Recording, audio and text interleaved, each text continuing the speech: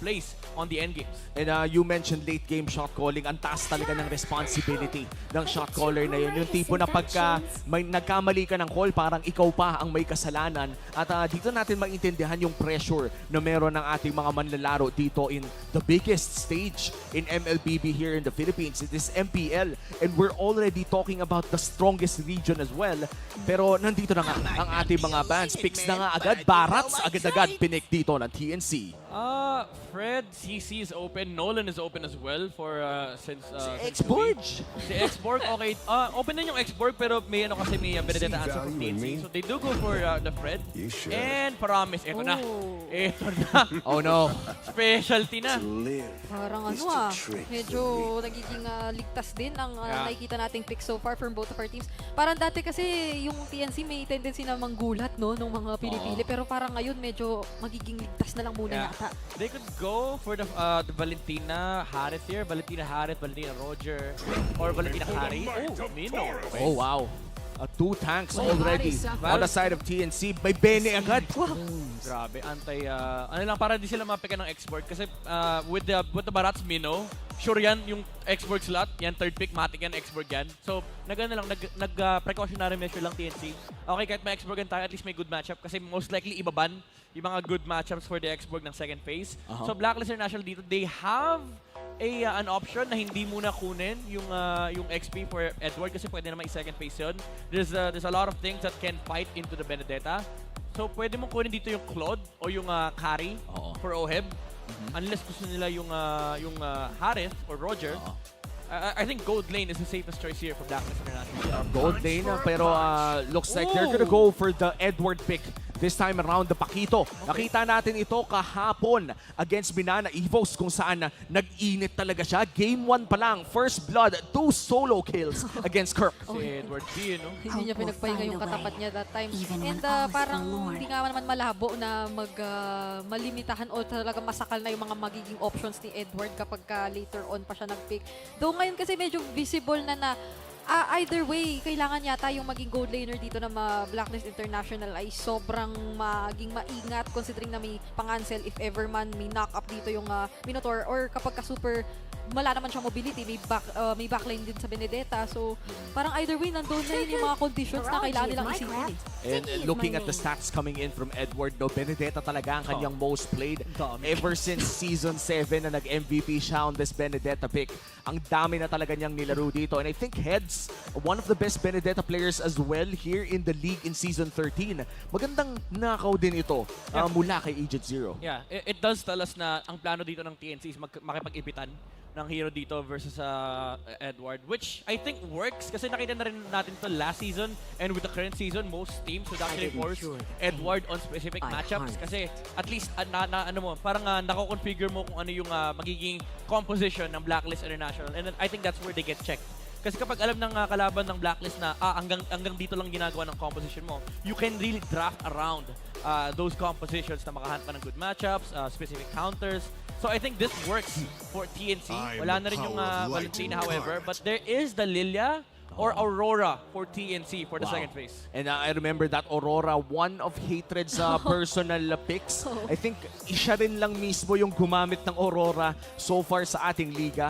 Kaya naman interesting kung ilalabas ito ng TNC Pro Team. But if you're Blacklist International, ano bang ina-expect natin dito? Kari, Harith, Roger.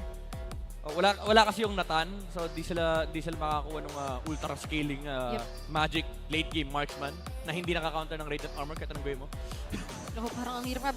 Brody, mga sobrang ligtas na lang o sobrang ingat na picks para dito sa gold laner ng Blacklist International. Ganda ng Kadya pa na. Ang daming fraud din kasi. Okay, they go for the Claude. Oh, okay.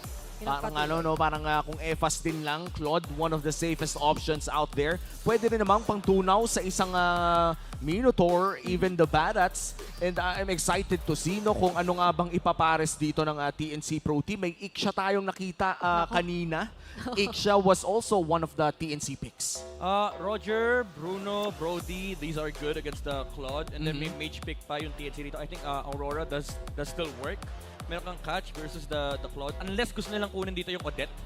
It's very good against Paramis and Claude kasi once na pumasok ng dalawang hero na ito, mararamdaman mo yung kapag kanta, mapapaawit ka. So they go for the Bruno. Odette or Lilia. Lilia, meron din. Those are the options at Oh! bukas pa pala. Novaria against Paramis. This is a better matchup for the Paramis kasi kahit sabihin natin may pokes ka, once na mag-engage yung team fight yung Blacklist International, hindi nagmamatter yung ultimate ni Novaria and pati na rin Star Shotter kasi again, you have to break through the Netherrealm. Now they're looking for a roam here for Blacklist International. I think the Edith works. Edith, Cho. How about the Florin? Uy, Actually, pwede rin. hindi Kaso mapapaisip ka. mahina early game. Oo, kung magsistick ka or babalik nga ba sila sa ganun or yung mga aggressive na roamers for Haji. Kasi parang kahapon very aggressive din eh. Pero uy, naku, binalikan na nga. So balik muna ng kaunti dun sa dati nilang mga setup. What do you feel about this Midnight considering na Florin sila and their only early game source of damage would be this Paquito? Yeah. Well, it's very clear for Blacklist International. They have a good scaling composition. It's gonna work if they can delay the game. One big problem, however, is may Novaria din sa kabila. So scaling is not gonna be a problem for TNC. And they also have a Bruno. So yung early game ng Blacklist International, it's now parang naka-question na nung presence ng Bruno sa TNC. Kasi if tuloy-tuloy yung early game ng TNC rito, yung push advantage na meron sila, baka maisara kagad yung window ng Blacklist International. Yeah, and for Blacklist International, their window is built upon team fighting and potential pick-offs. Pero kung may Novaria din sa kabila, the moment it hits late game, napakahirap humanap ng mga skirmishes and pick-offs dahil parang gumagalaw pa lang kayo. Ay alam na nila kung nasaan, especially if the Novaria is really good. So this will be a big challenge for Hatred here, considering na sobrang desperado na talaga ng TNC for points. Ramdam na ramdam sa naging fix pa lang ng TNC kung gaano na nila kagustong i-ramp up dito yung early game in contrast doon sa kung ano yung mga pwede natin i-expect from Blacklist International. And speaking of i-ramp up, mukhang sa gitna nga lang eh. Maaga-aga ang nakikita natin. At doon nga ata siguro tayo pwedeng magtanong din, no, yung mga rotations kaya gaano kabilis kasi sa kanila rin yung Benedetta, sa kanila yung Novaria na kung saan-saan lang dadaan bigla. So parang katakot-takot to, kailangan yatang ingatan ng kaunti talaga ng Blacklist International. Interesting choice for Oheb na naka-master assassin yung Claude against the Bruno. It gives you a little bit of fighting chance para at least kapag punishable yung position ng Bruno, especially sa ganitong pwestuhan kapag may additional sustain si Claude under the tower, pwede siya makipagsuntukan kay Nomad. But all throughout the mid-game, medyo mararamdaman mo yung lack of physical defense dahil nga wala yung tenacity on the Claude. And the Claude has been a popular pick among gold laners in the league for its safety and of course versatility as well. And yung late game scaling. Meanwhile for the Bruno, alam nating lane bully ang isang Bruno and nakikita naman natin na nakaangat siya ngayon. Overall, mukhang things are going as planned for both teams. Wala pa namang bigla ang panggugulo. Yun na ba yung mga jumps din, katulad ng mga madalas o paulit-ulit yata nating nakikita kanina. Though mas maingat yata ng kaunti, hindi ito yung nakita nating tipo ng gameplay pa, from Edward Balboa. Naalala ko talaga yung kahapon, parang level 1 pa lang nambibigay na talaga. Uy, grabe yung pwesto ni Ryzen Parang ito yung Grabe, kinat na yung XP, na bad trip na, sabi niya, ba't ba hinihintay tong wave na to? Pa-level 4 ka na, Hatred, hintayin na lang natin. At ang ila na nga, maghaharapa na ang dalawang junglers sa loob ng Turtle Pit. This is the first turtle of the game. At mukhang nakakalamang sa pwesto ang Blacklist International. Aray! Kaso nga lang, nahanap agad doon si Haji. Kaya naman meron na agad isang napitas from Blacklist International bago pa man tayo magkaroon ng turtle take. Pero mukhang ilalaban pa rin muna nila ito. Sabay pasok from heads na naman. Pinapakitaan tayo rito ng Benedetta gameplays. UNI cast naman on time ang Netherrealm. Pero hanggang saan dito dadalhin ang Blacklist International? Dahil matatakasan pa rin sila ni Heads doon. Walang kahit ano munang magiging trade. May retry pa, boss. May retry pa. May retry pa, kaya naman naagawin na rin ang kanilang orange buff. That is a big win for TNC. At kitang-kita yung micromechanics doon ni Heads. Not just the orange buff, potentially the left side of the jungle ng Blacklist International. This means kalahati lang yung pwede i-farm ni Sensui. Eh na nga pupunta, actually hindi na pinunta ni Barats yung isang green sa may top side. Pero again, TNC having that early wave clear advantage nung kinat nila yung XP, naka-rotate kagad si Heads sa may mid lane. And this is the early game advantage na binabakit natin kanina pa. Alam ng TNC paano gamitin yung mga heroes sila early game, paano mag-apply ng pressure. But do take note, they have to hold on to this kasi Claude yung kalaban nila. That's true. And they're also up against one of the best late game healers in the game. In the name of Lauren, Blacklist International, they might have lost that early part of the turtle fight, pero kailangan na taga nila patagalin, no? No, magsasama-sama at pagtutulungan lang din. Pero ang dami na namang mare-reveal. With that, Astral Echo, ginamit pa nga agad yun ito na welcome para hindi masyadong matuloy yung Appraiser's Wrath. Tapos, grabe, tamang outcome naman din bigla para sa TNC. I don't particularly agree with the double lane na ginawa ni Oheb. Naharangan sila, hindi sila nakatawid ng gold lane. Although nakakuha ng 2 waves si Oheb no, unfortunately naghati sila ni Yue. So parang 1.5 wave lang yung nakuha niya. And then si Nomad nakakuha ng full plating. And that's a lot of gold para dito sa Bruno. Right now, 0-0 man si Nomad. Napakasakit na ng Bruno na to. At mukhang hindi na nga madedepensahan pa ni Haji at Oheb. Ito na ata yung sinasabi mo kanina midnight na medyo mahina sa early game ang isang Florin. Wala silang wave clear. Well, meron silang wave clear pero they have to fix lanes first. Wala silang pang defend against... Oh! Edward! Uy, ito naman. Magkakaroon ba tayo ng one-on-one situation na makakalamang ang TNC? May shield pa naman na makukuha doon si Edward. Pero mukhang ito na nga yun. Si Heads ang makakakuha ng lamang kontra kay Agent Zero. Solo kill for Heads with the Benedetta. Ayun na yun. May pinakita na. I think this is the second time na sinolo kill ni Heads si Edward. No, isang ano ba? Nung last time sila nakita sinolo kanya na si Edward. Oh my God. Mukhang laning is real at tuloy-tuloy lang ang laban sa purple buff. TNC Pro Team, lamang ng 3,000. Na-retry yung maliit. Na-retry yung maliit na buff. Hindi na ko ni-Ryzen yung blue. Minsan actually nangyayari kapag pinindot mo lang i-retry. Hindi yung malaki yung nakukuha, yung maliit yung nare-retry. Grabe yung nakikita natin from TNC. Pinaninindigan nila yung mga win conditions or kung saan nga ba sila pinaka na ituturing na nakakalamang or malakas, which is clearly itong mga first few minutes of the game kung saan yung advantage ay sobrang hinahawakan nila. Pero speaking of advantage, si Heads, sinalubong siya doon ng 3 at binawian. Kahit pa paano, i-shutdown na yun kasi 3 kills na sunod-sunod na pala yung nakuha niya. Siniguro na ng Blacklist International, nagpadala ng 3 at mukhang makakapag-push na naman sa baba. Hirap na May hirap damage na si reduction Oheb. yan by the way. May damage reduction yan, yung torre na yan. Pero binasic lang. Grabe. Wala, sunod-sunod to. Ito yung mahirap sa Florin pick ng Blacklist International. Kailangan tiis pogi technique talaga. Sobrang safe nga lang nung nakikita natin ngayon from Blacklist International. Walang kahit anong aggression pa. Maski yung mga Netherrealm nga, sabi natin parang ngayon mas magiging defensive na lang ng sobra para dito sa pagpoprolong nila sa laban. Hopefully, bringing us to what? More than 15 minutes kung saan masasabi natin pwede na talaga silang lumaban kontra sa TNC. Kasi as of now, hindi man ganoon kalakihan yung gold lead na na-establish nila. Ramdam na ramdam mo yung pressure all over the map, kinokontrol ng TNC. Tsaka napakasakit na talaga ni Nomad. And this is very... I would say, alam na ng TNC yung teritoryo na to Lamang sila ng 2,000-3,000, kailangan na lang nilang malaman kung no way! Naku, hindi niya nga alam binalikan doon. Kaya sabi ni Oheb, sige gagamit tayo ng Blazing Duet at basic normalin lang muna dito si Heads. Pero makakaiwas at madadodge lang kahit papaano. Mukhang bottom lane muna ang sinusubukan pong tirahin ng Blacklist International. Nandito si Heads sa ilalim ng torre pero 4 ang nagbabantay at idadive na nga. Pero matatakasan niya ba ito? Ma-outplay niya ba? Makuntikan pa yun! Pero hindi! Blacklist International lang makakakuha pa rin ng kill. Kaso yung TNC sa ibang lane tumatrabaho pala. A kill for a second tier turtle plus the turtle. Feeling ko, sobrang basic na ng equation na yon. Lamang yung TNC sa trade. Naalala ko si Thanos nung tinanong siya nung batang Gamora. Sabi niya, at what cost? Sabi ng Blacklist, everything. 2 torre. 2 torre, tas turtle lang kapalit. And this is still TNC holding on to that 3K gold lead. Blacklist International struggling to slow down the game and shut down Heads.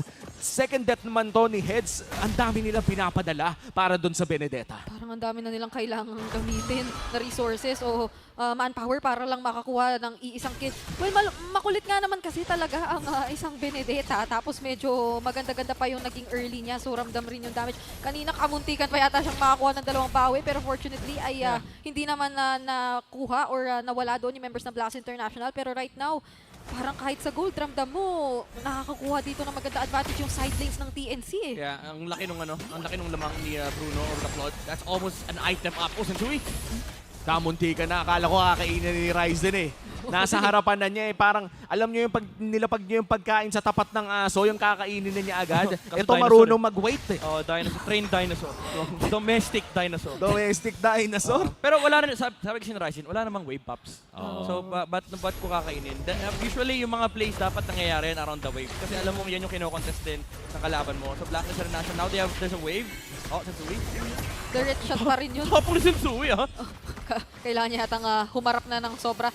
I think at this point parang siya na nga rin ang pinaka-aasahan nating maghaharap o magtatapang na lang from Blacklist International considering na Florin nga naman din yung roamer nila and from or for yung Pakito na meron sila dito, parang gugustuhin mo sana maghahanap siya ng ibang mga targets o mga pick-offs pero aray, ang sakit na ng mga Ayun. star shatter din. Late game ang heart ng Blacklist. Nararamdaman din nila yung late game ng Novaria. And the Novaria late game. Oh! Sensui! Kamunti ka na. Aray, No, oh the my Novaria late game is goodness. definitely something na kailangan talagang abangan if you are a TNC Pro Team here. Pero mukhang si Nomad ngayon ang magiging sentro ng damage ng TNC. They're going to start this Lord. Oh, may Bridget, yung yung star shatter, 2/3 ng buhay ng Florin. Ang hirap naman ito. Gugustuhin mong mag-focus sa kung paano mo isusustain yung mga kasama mo pero ikaw mismo parang hihirapan ka ng isustain yung sarili mong buhay. So parang at most, yung Blacklist International talaga, hanap-hanap na lang ng mga ibang objectives o trades na pwedeng kuhain. Pero right now, ang bilis na lang ng TNC sa mga gusto nilang gawin. Pero kailangan nilang i-maintain to or talagang pabilisin. Kasi nga, hindi pa natin nakikita na nagiging as successful ang TNC kapag tumagal ng sobra yung laban. And now that they have the first Lord, may chance silang makakuha ng isang inhibitor turret dito. They're setting up the waves. They have the Benedetta in the long lane. At nandito rin ang Novaria para mag-manage ng dalawang wave style sa kanyang range. Yeah. TNC Pro Team is definitely playing this by the book. At kailangan lamang nilang mag-push habang tumatagal ang laro na to. Taas ng hit rate niya, 37%. Considering na yung karamihan ng star shatter sa wave pinapatok. Ano lang, no? Panghanap lang din. At Oray ko, 1,000 yung isang bola. Yun ang nga nararamdaman natin, hindi lang yung mga star shatter pero maging yung mga bola dito ni Nomad. Pero nandun na si Oh! Super Yoshi, may iwasan naman kahit pa paano yung Minoan Fury. Sensui doon, Appraiser's Strat na ibagsak. Pero si Super Yoshi lang naman ang tinamaan. Edward inangat kahit pa paano yung mid lane pero mapupush pa din siya ng TNC. And TNC holding on to that gold lead at tuloy-tuloy pa ang kanilang pag-push. Punta tayo dito sa top lane at yung mga bola-bola ay tumatama na nga. Isang hit na lang ang kailangan and that's one inhibitor turret down. TNC Pro Team now backing off. Madinis na pag-push ang ating nakita mula sa Phoenix Army. Grabe si Nomad, man. 0-0-0. Trabaho lang, walang personalan. Right yung Worldy, ang sakit na yata. Tore lang ang Tore lang nakikita ni Nomad dito sa game na to eh. Worldy para lang Ay- sa kalaban, tas Tore. I don't see any heroes from Blacklist. Aray. Tower. Aray. Ayun. Masakit ang bola ni Nomad pero mas masakit ang bola Bola ni ni Hatred. Ayan. Grabe. Dalawang bola na hindi mo gustong saluhin. Iba yung nakikita natin ngayon na 11 minutes pa lang parang yung late game damage ng Novaria at Bruno na darama na ng Blacklist International. So even yung mga resources na ganito, sobrang nagiging struggle na sa kanila kuhain. Kahit na Grabe si si Ryzen. Sensui, parang hindi na masyadong gustong magmatapang. Pumasok, nag-attempt though, pero hindi pa rin niya nakuha. Nag-warning shot yung dinosaur, man. Saan ka nakita ng bars, mga warning shot. Tinatakot-takot na niya eh. Kung may subtitle lang sabi niya, sige, pasok ka pre, dali, dali mo. Pasok ka, pasok ka. 1v1 with a great one, Edward. Tinakot lang. Ang dami ng masakit ngayon na. Parang kanina huli kong kita, si Halberd tsaka Heptasis pa lang ang hawak ni Heads. Hindi ko na alam kung meron pa siyang nadagdag right now kasi ang May sakit. magic blade siya doon. May magic blade, may malefic armor. Ay, may malefic armor. Malefic roar. May bagong item na. Malay mo, maganda yun, malefic armor. Di ba? Pangontra sa Malefic Roar. Yung physical defense ng kalabang mo, yung presentation nako-convert sa hybrid defense. O, di ba? May suggestion na siya. Galing. Minsan lang yan. Pero parang napapabagal Only in na MPLPH. ng Blacklist International ang laro na to with the gold lead staying at around 4 4 to 4.5. If they're able to steal away this Lord, Blacklist International might even take this Oh, for the turn. themselves. The Speaking turn? of take this, Ryzen dito medyo napalo o napa-half Aray. HP. Pero maging si Sensui din yata nangalahati dun sa Star Shatter na tumama. At Aray. may nakakasunod pang bola galing kay Nomad. Paano ka haharap sa ganitong damage na meron ng TNC? At na-dodge naman doon ng Star Shatter pang muli. Pero grabe na rin dito yung control o yung pang zone na ginagawa. Papasok na naman yata ang Blacklist dito. Gusto nila Sensui? mag-attempt pero si Heads! Wow. Yung mananakot na ginagawa doon sa likod. Bloom na ikas na rin dito ni Nomad! Haji. Nomad! Pero si Nomad, isa lang ang nakikita niya Bang! target. Isusunod pa nga yata niya dito si Edward. Nag-flicker in to get the kill. And may Star Nomad! Shatter pa mula kay Hatred para talagang siguraduhin matutulungan dito. Oh, that's it. Yung Bruno ni Nomad na inahabol-habol yung mga membro ng Blacklist. At nandito si Sensui mag-isa. Hindi na I think that's it. kakayanin That's pa. 20 seconds para sa mga miyembro ng Blacklist International. A 5v2 defense. May isa pang siege minion. Meron pang isa, kinakapitan ito ng TNC, Yoshi? pero na-clear siya nila Yue. One more wave, one more wave. At madedepensahan naman pansamantala dahil meron pang isang wave na paparating dito sa itaas at mukhang Oh, sabi heads, ng TNC, ifofocus na natin talaga. Netherrealm from Yue. Tamang clear lang abot sa mga kaya. Oh, Pero si Blacklist. Haji ngayon tutumba, buhay na rin si Oheb. Mukhang madedepensahan pa naman ng Agents. At walang retribution holder ang TNC Pro Team with the Lord already up.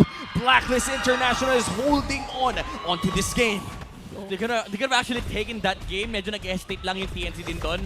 Nag-U-turn kanina si Nomad. And hinintay nila yung next wave however, pero umabot si Oheb in time for Blacklist to defend. You could argue na sana nag-lurk na lang ang TNC. Medyo mobile lead nila. Pero again, the damage output coming out from Nomad and si Hatred. Napakasakit na ng mga bola pero nirarush yung Blacklist to. Teka, nakikita ni Heads kung nasan sila. Oheb! At mukhang tatarget din niya ngayon pero dito Heads! naman sa may Lord. Mukhang ibang nagaganap. Pero si Heads makakatakas pa ba? Heads! Sinalo ni Sensui. Pero ngayon ang mga miyembro ng Blacklist International mabubuhay except kay Sensui. Kasi my inabutan pa goodness. siya doon ng bola ni Nomad. Grabe yung dalawang side laner ng TNC all around the map. May plays na ginagawa. Heads on the backline, hindi makahanap ng magandang entry si Oheb. Kanina pa siya napoforce at gamitin yung kanyang BMI. And they had to deal with the Benedetta habang free hit lang si Nomad on the front lines. And TNC Pro Team now with the biggest goal lead that they have. Kamuntika pa si Nomad doon. Edward with a big play. At ngayon, tatlong natamaan na Astal Echo. Game-ending push na ba para sa Phoenix Army? Gigil na ngayon ang Phoenix Army. Kumakatok na sila. Hinaharapan ni Ryzen. Tamang clear lang muna para sa mga natitirang minions. Ang punto dito ng Blacklist International. Meron ding Lord na kinakailangang abalahin. Samantalang ang TNC mukhang uubusin na yung mga inhibitor turrets. Pero papasok na si Super Yoshi with a setup. Kaso nandun din si Sensui. Appraisers natin pinagsak. Netherrealm sa may Bloom. Lahat ng sustain nandyan na para sa Blacklist International. Oheb, At Oheb. mukhang makiklear pa nila yung mga waves. At makakapitas pa. Ngayon papasok pa si Oheb with a blazing Wow. 2, 1, 2, 3. At mukhang nakakabawi na. Tatlo ang nawala, hindi dalawa. TNC Pro Team, they almost ended the game. Pero nakahanap ng play si Oheb. Oh my gosh, ito na yung 15 minutes na sinasabi natin. Unti-unti nang nararamdaman ng Blacklist International na kaya na nilang ilaban. Dito mo na makikita yung advantage ng Claude for Blacklist International. Long drawn out fights favor Blacklist. Lalo nandiyan pa yung mga heals mula kay Haji, yung damage na nanggagaling kay Yue, and with the protection layer of the Netherrealm. Sinabi natin kanina mukhang that's it, pero sabi na ang Blacklist International, hindi pa tapos ang laban. At mukhang bumabalik ang problema dito ng TNC Pro Team. Kanina lamang nahawakan na nila ang kanilang biggest gold lead of the game in 6.5. No, make that almost 8,000. Pero for some reason, hindi pa rin matapos ng Phoenix Army ang larong ito despite holding on to that lead. At ngayon, pataas na ng pataas ang power spike ng Blacklist International. Ang hirap, parang isa pang kalaban ngayon ng TNC, yung hesitation talaga. Kasi nandoon na sa kanila yung mga potential o yung mga napakaraming chances and opportunities. Pero yung mga maliliit na bagay, gaya yata nung U-turn na nabanggit kanina, parang ang laki pala ng mga pwedeng maging epekto nun in the long run. Yeah, now they have to face the reality of the situation. Ang laki ng impact, ang laki ng presence ni Claude sa frontline. None of them can deal with the Claude right now unless ma-petrify siya ni Heads. Walang purify na hawak si Oheb, so that is a big threat. But you also have to take note yung mobility, yun yung magiging problema ni Heads dito dahil napakabilis kumalaw ni Claude, especially with full stacks galing sa Art of Thievery. And the Art of Thievery earlier, nakita natin yung additional attack speed na nakukuha nito. Tinunaw si Super Yoshi and even the bravery of one Filipino sniper with the Wind of Nature kasabayan ng kanyang ultimate. Napakahirap i-deal if you're TNC Pro Team. Mas mataas pa rin naman ang current win rate na meron ng TNC Pro Team dito, especially if they're able to secure this potential Evolved Lord. Pero mahirap na to. Blacklist International nag-clock in na ang late game ng Florin. Kailangan maganda yung timing dito ng TNC with all their spells. Sync it up, laban kay Claude, yung Minowan's Fury, yung pinakamalaking threat nila dito. Heads, okay. Muntik ma-burn yung, kala ko binurn yung Petrify eh. And now with this Lord, lulutuin ato ng Blacklist International, kasabayan na rin si Ryzen. And mukhang magsasayawan muna tayo dito habang nagkakaroon ng mga pag-ayos ng mga wave doon sa may bandang itaas at gitna. Ayan na yung, yung galaw typical jungler. Ikot-ikot lang, joystick lang. Joystick muna, papakita. Pero ayun, humarap yata ng medyo sobra. Kaso nakikita or nakatago lang ang mga miyembro talaga ng both teams right now. Kaso si Heads nakakatakot na naman yung nagiging pwesto niya. Yung panlilikod na potentially makikita muli natin. So mabuti nang nag-iingat o nag-group up ngayon ng Blacklist International. Pero baka maging ano din yun sa kanila, maging disadvantage kapag ka na... Ay, pero wala naman. Namalayo pa naman si Heads. Okay, bumalik si Heads. Slow pushing yung opposite side ng mapa. So this is in favor of TNC. Makakapag-cut ng dalawang wave, by the way, si Heads. Blacklist International, they need to go back. They need to go back. Naku, kailangan yata depensahan ito. Andito naman si Edward. Medyo itatry niyang sagutin ang ginagawang threat ni Heads. So ngayon, dalawang XP laners natin. Kanina pa nagkakakitaan talaga. Samantalang junglers, tamang sayaw lang dito sa Lord. Pero labanan na ng retry ito. Mukhang i-reset ni Ryzen ang Evolved Lord and Sensui na naman kakalabitin. This will be one of the longer... Oh, no! Uy, kaso si Edward ngayon ang nahanap at bibigyan. Tatlong miyembro yun ng TNC na itatry siyang patumbahin. At mukhang hindi na siya makakatakas pa. Si Ohem dito itatry gumawa rin. The damage! Ng kanyang makakaya. Pero yung mga bola mula kay Nomed. Maski Netherrealm hindi kakayanin. Sensui na rin nandito. Maging si Haji. Pero sabi ni Nomed, magpapakitang gilas tayo. Mukhang mapapawian siya. Popping the immortality. UN nabuhay din naman kaagad. Pero kumakatok na ang TNC. Haji is down as well. That's a maniac for Nomed. Mukhang magiging savage pa yata. At savage na! At sa ilalim ng bola ni Nomed, a savage to secure